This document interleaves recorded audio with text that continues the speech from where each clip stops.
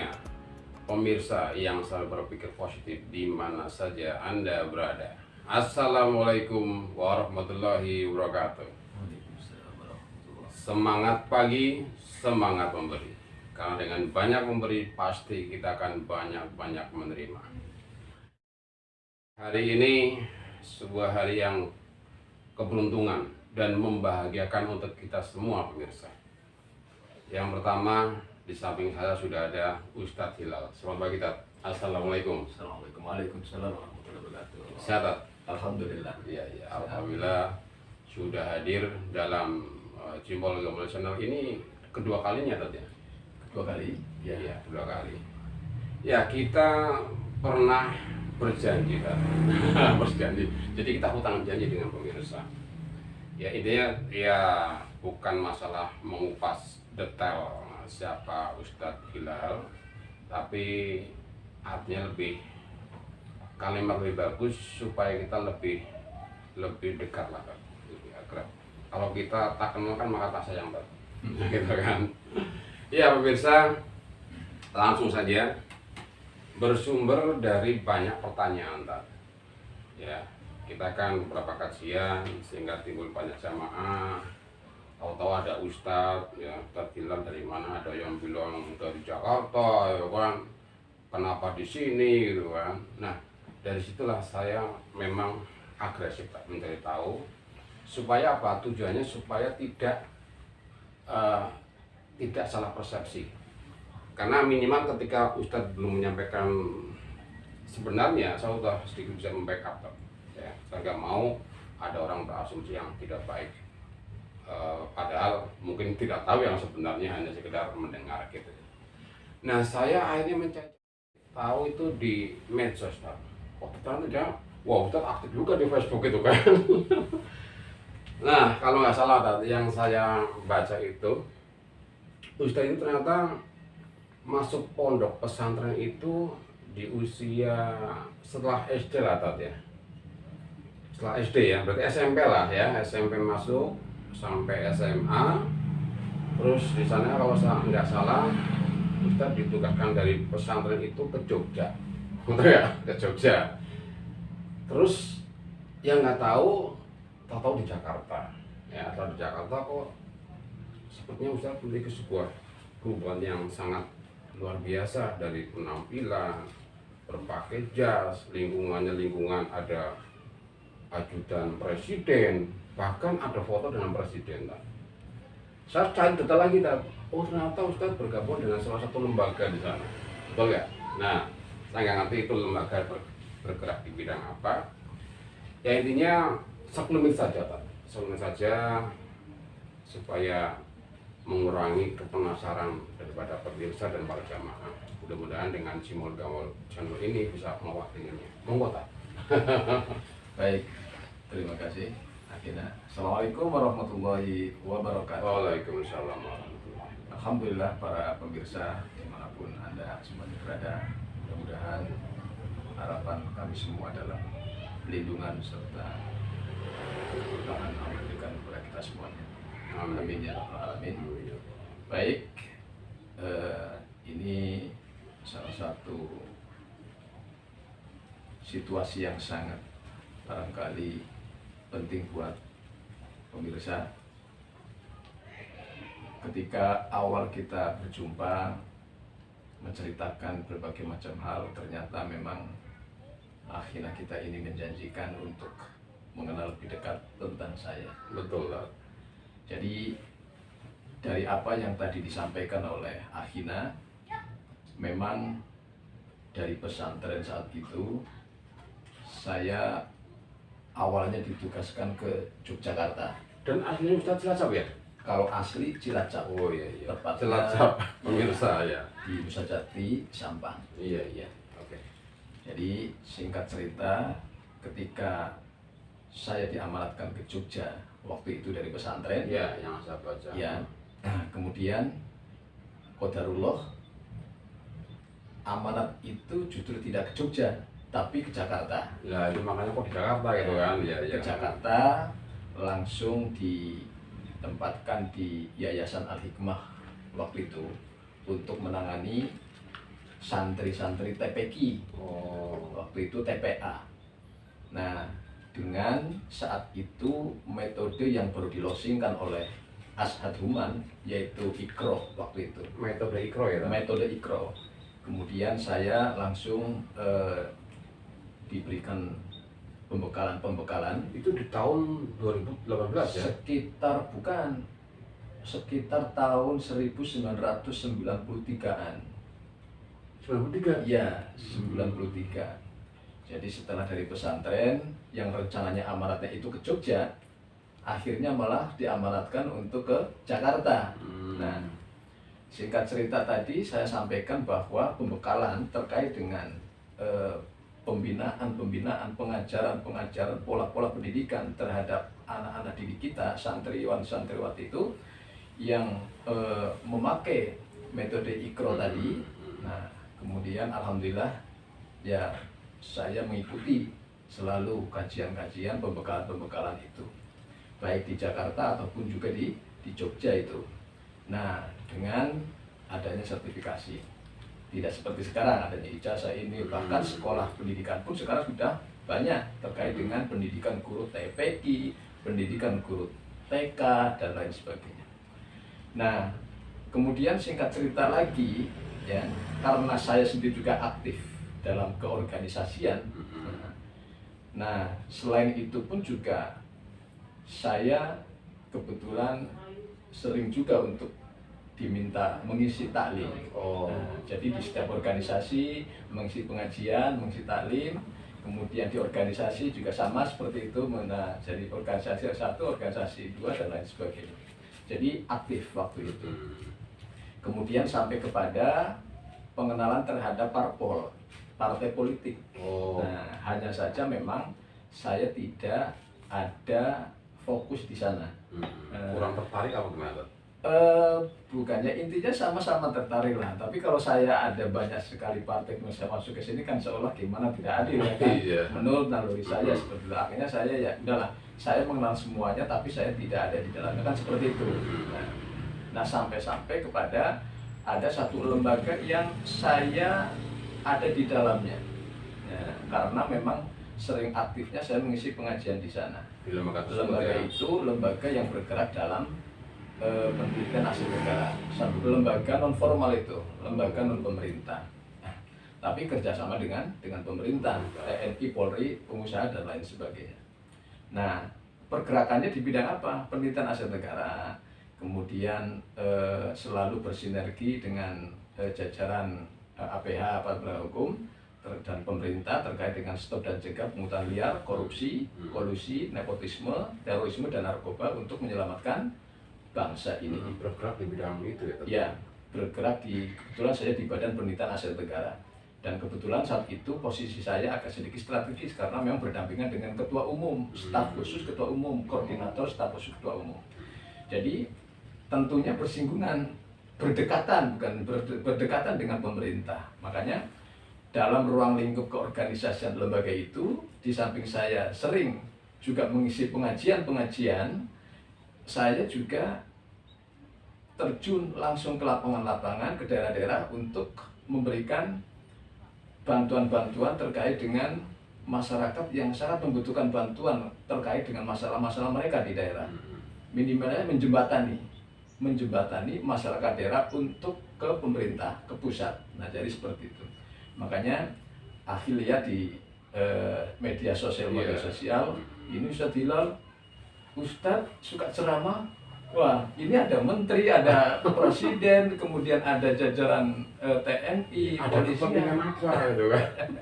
Nah, jadi memang kedekatan itulah pada saat saya ada di kelembagaan yang bergerak di bidang Badan Penelitian Asia Tenggara. Nah, jadi sekilas itu ceritanya terkait dengan saya. Kenapa kok masyarakat ini melihat Ustadz Hilal itu, saya itu di media sosial, Ustadz Hilal ini selalu memberikan bantuan hukum, pendampingan hukum, ya kan, terhadap masyarakat yang kemudian dengan masyarakat Papua, dengan masyarakat Kalimantan, dengan masyarakat Medan dan lain sebagainya. Kemudian ke istana, kemudian ke ke apa namanya pemerintahan yang lain seperti itu. Jadi mereka pada bertanya sebenarnya ustadz atau pengacara kan seperti itu. Nah, apa jadi jubirnya presiden? Masya Allah ya. Jadi alhamdulillah di situ ada kenikmatan tersendiri terkait dengan memang basic ataupun latar belakang saya itu kan dari pesantren. Jadi kemanapun saya pergi tentunya latar belakang itu saya selalu bawa. Itu nikmatnya di situ. Jadi berdakwah sambil maisha, sambil bekerja kan seperti itu ya. Nah, ada di beberapa lembaga, organisasi juga sambil berdakwah. Seperti itu. Jadi alhamdulillah. Nah, kemudian sampai akhirnya saat ini saya sendiri kembali ke kampung halaman. Bukan berarti memang saya tidak berkecimpung di lembaga lagi, di dunia dakwah lagi. Tetap dunia dakwah itu memang menjadi prioritas, ya kan? Tetapi bukan berarti saya meninggalkan lembaga atau masyarakatnya. Tetap saya pun juga selalu koordinasi, mereka pun juga selalu koordinasi, masyarakat dari Sabang sampai Merauke pun juga selalu koordinasi agar memberikan solusi-solusi atau bisa menjembatani adanya mereka untuk ke pemerintah pusat. Jadi seperti itu dari daerah ke pusat. Jadi itu yang selama ini barangkali saudara-saudara kita menanyakan dengan kepenasarannya ya. Wah ini Ustadz Hilal ini ceramah tapi wah masuk parpol atau masuk kemana itu kan? Iya, karena selalu dengan Pak Menteri, selalu dengan Presiden. Nah, mungkin persepsi di luar sana mungkin sama dengan saya kan. Karena kan di situ sebenarnya segala fasilitas terpenuhi kan. Ya kan. Perpakaiannya yang namanya pakai jas ya kan, berdampingan dengan orang-orang elit seperti itu. Nah, sekarang ini kan Ustadz yang saya lihat udah di kampung halaman lagi dengan posisi kehidupan yang sangat-sangat aku lihat jauh dibanding waktu itu kan. Ini kan sebuah pilihan yang menurut saya berat. Ya baik. Tidak jadi, semua orang bisa itu kan. Itu gimana tuh? Ya jadi seperti maaf saya potong karena saya tahu arahnya kemana nih kan. Jadi kelihatannya kan memang hidup ini kan pilihan, ya kan. Kita harus bisa memilih, ya kan. Tentunya pilihan itu juga berdasarkan sesuatu yang memang beralasan. Dalam artian kita harus segalanya kan memang akan dimintain pertanggungjawaban di hadapan Allah Subhanahu Wa Taala. Jadi saya tidak menafikan pada saat saya memang bergelut di dunia itu, seperti tadi aku sampaikan bahwa keglamoran, ya kan, kenikmatan, kemudian adanya fasilitas dan lain sebagainya itu sangat mendukung. Memang betul, saya akui. Dan contohnya ketika saya umpama diamanatkan, ditugaskan untuk menemui seseorang di daerah, ya kan, untuk menjadi satu bagian dari orang yang menjembatani untuk ke instansi, ya kan, mereka pelayanannya itu luar biasa, ya kan. Ini seolah ada seseorang ataupun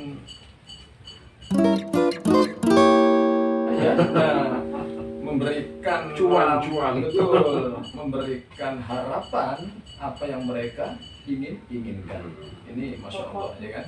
Nah tentu kan kita juga bisa memilah kan, bisa memilah. Bagaimanapun juga saya harus memilih mana yang akan saya prioritaskan, ya kan. Tapi tidak meninggalkan daripada apa yang menjadi tanggung jawab sesama manusia. Hablum minan nas, ya kan, saling ta'awanu, menolong antara satu dengan yang lain.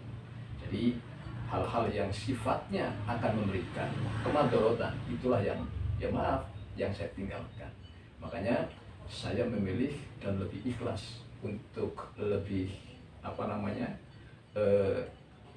istilahnya memantapkan diri dengan dunia saya ini, ya kan, sehingga saya anggapan orang itu meninggalkan semuanya, dunia semuanya seperti itu, ya kan, sehingga bisa dilihat barangkali wah yang tadinya Ustadz Hilal mobil juga barangkali mewah, ya toh, kemudian berdampingan dengan pengawal-pengawal yang siap, ya kan, kemudian dengan juga tidak cuma laki-laki tapi juga perempuan-perempuan sebagai istilahnya pendamping untuk memberikan pelayanan dari mereka, merasa senang kepada kita.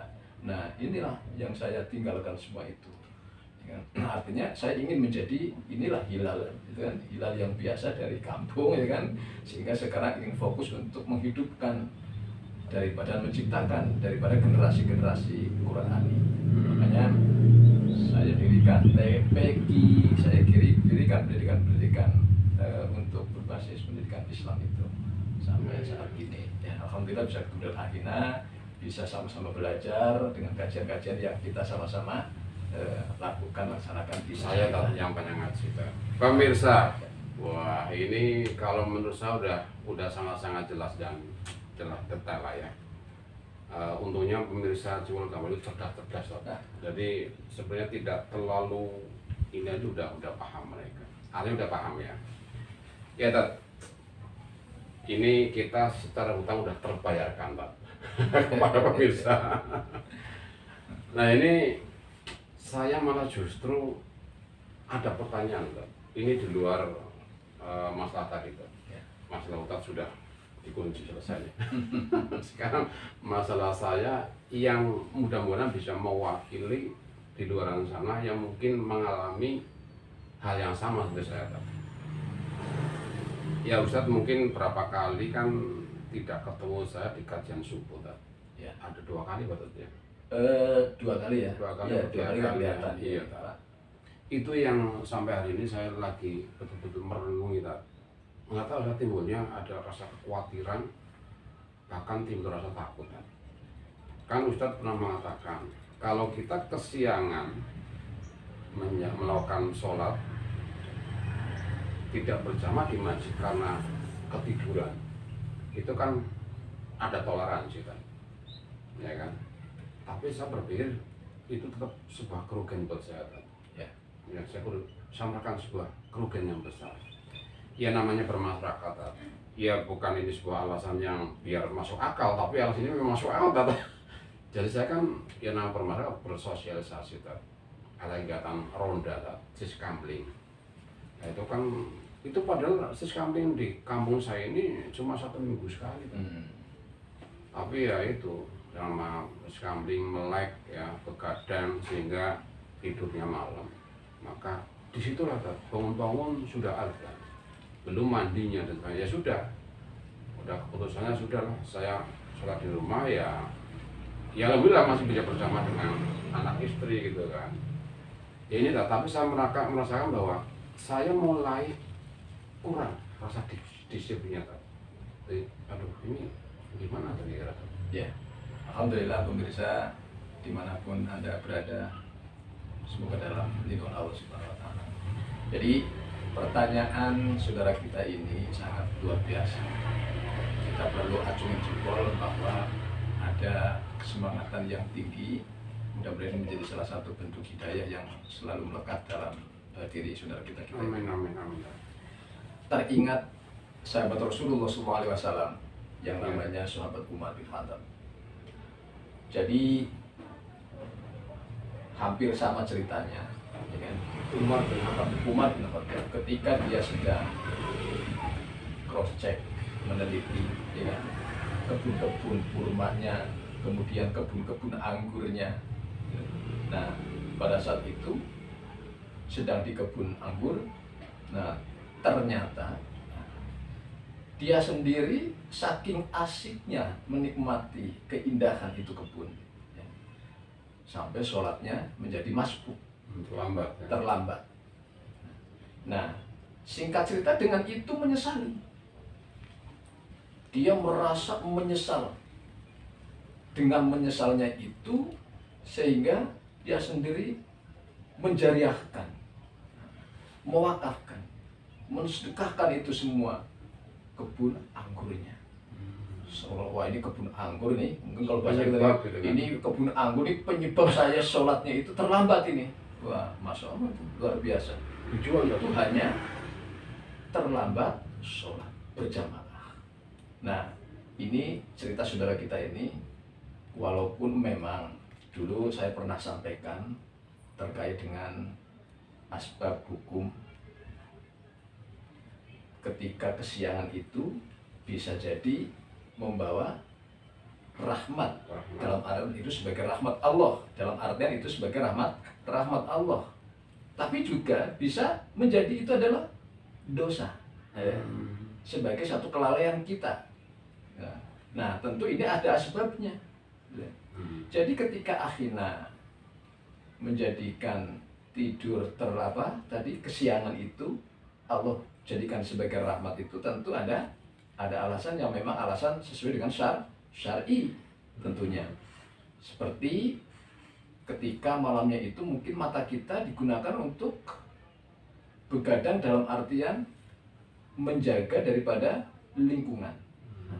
Kemudian mata kita terjaga untuk membantu daripada masyarakat yang memang perlu bantuan pada saat malam itu.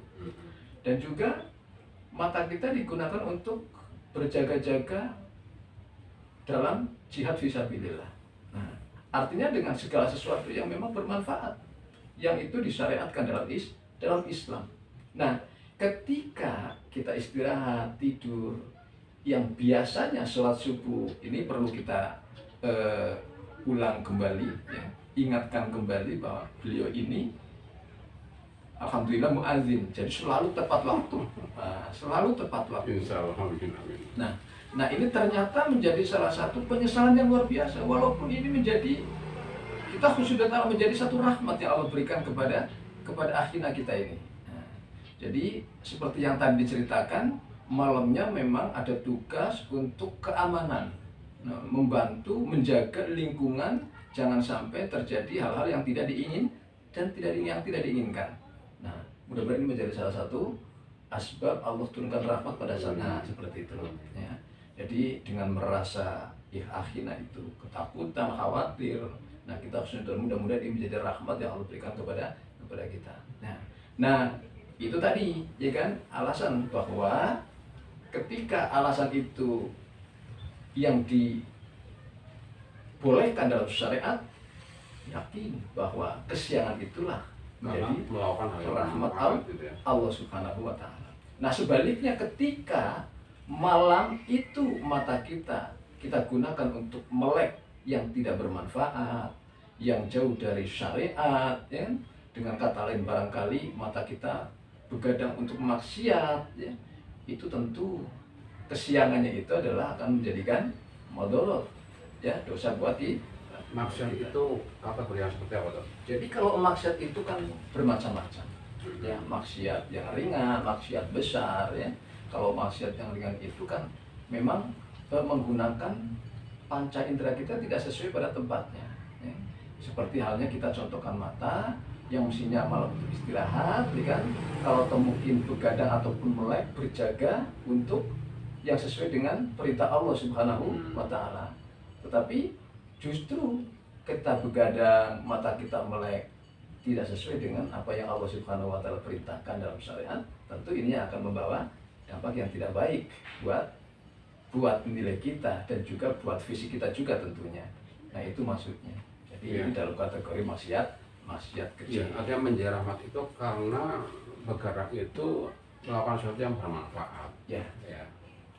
Ya, itu kan sebenarnya timbul ketakutan yang besar karena kita. Ya mungkin sama asumsi saya dengan mungkin banyak orang di luar sana yang masih selevel dengan saya Pak, tentang pemahaman agama ya.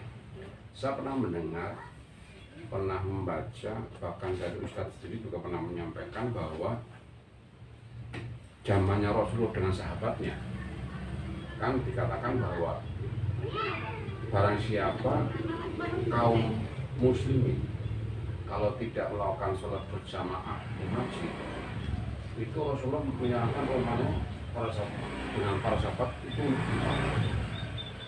Nah, pemahaman saya loh Pak, itu kan berarti Rasulullah sejahat sekali Pak, ya kan?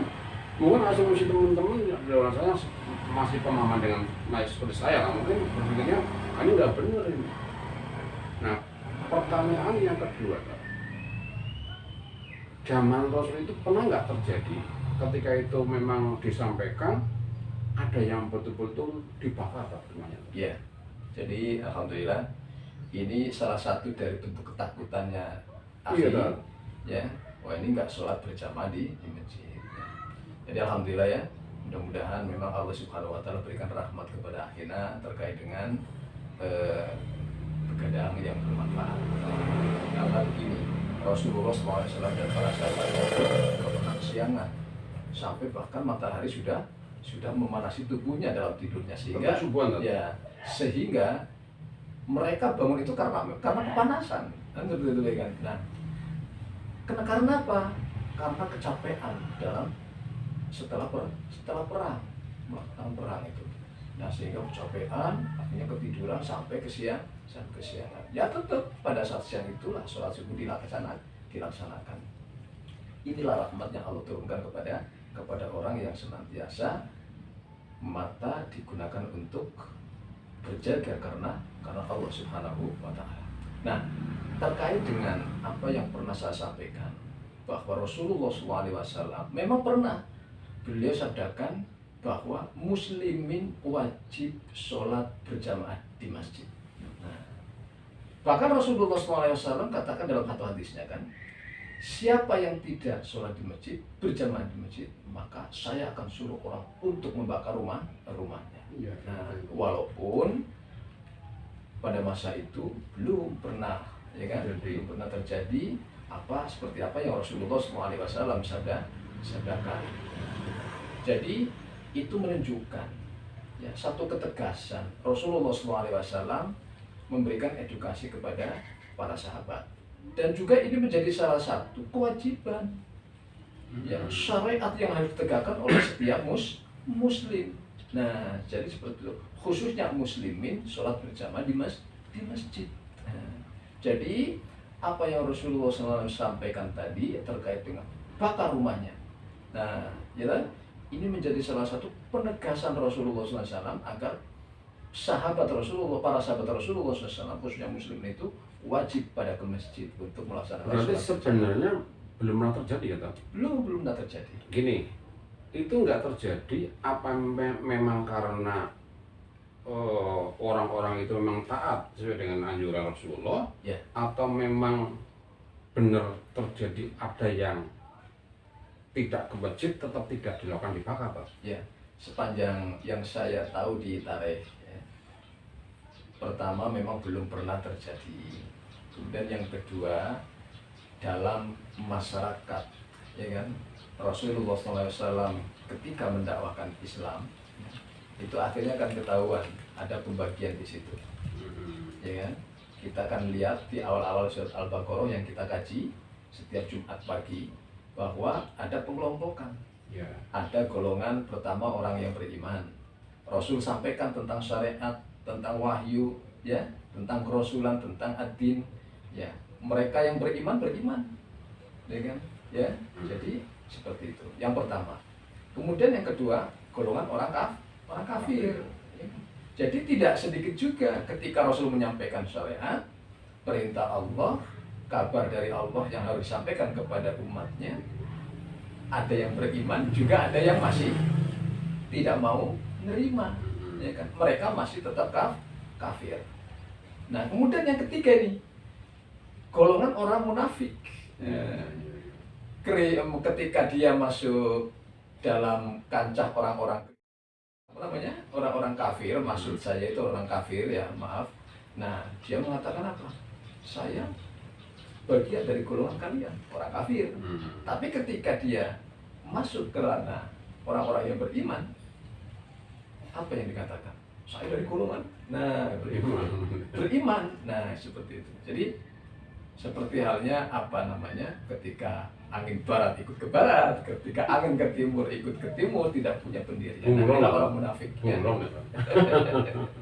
Bulon ya. Iya. Mana mencelok dia pasti akan berubah gitu ya. Ya, jadi seperti itu.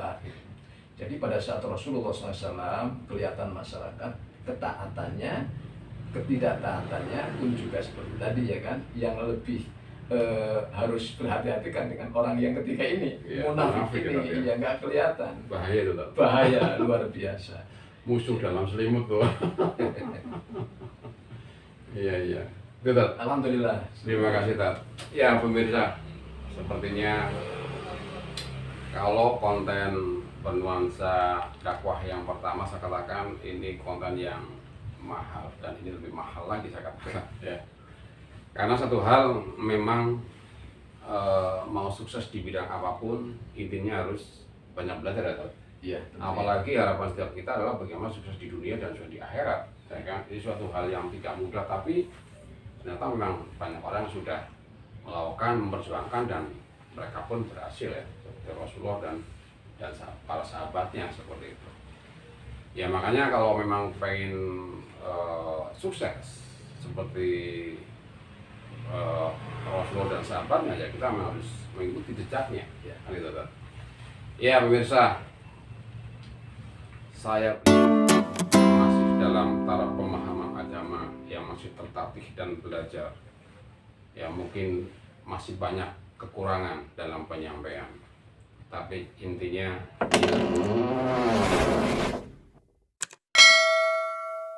berniat hal yang baik saja.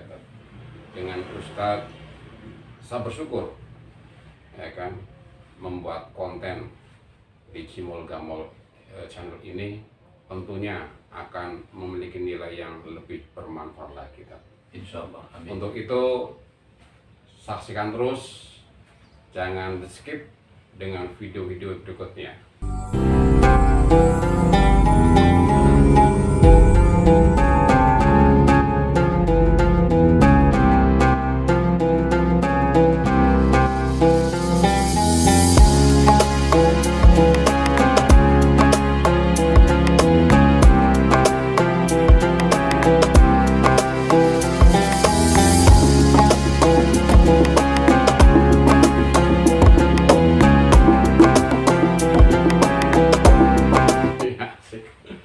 Ya begitu pemirsa, mudah-mudahan yang jelas mudah-mudahan bermanfaat. Jangan lupa ya subscribe-nya. Assalamualaikum warahmatullahi wabarakatuh. Waalaikumsalam.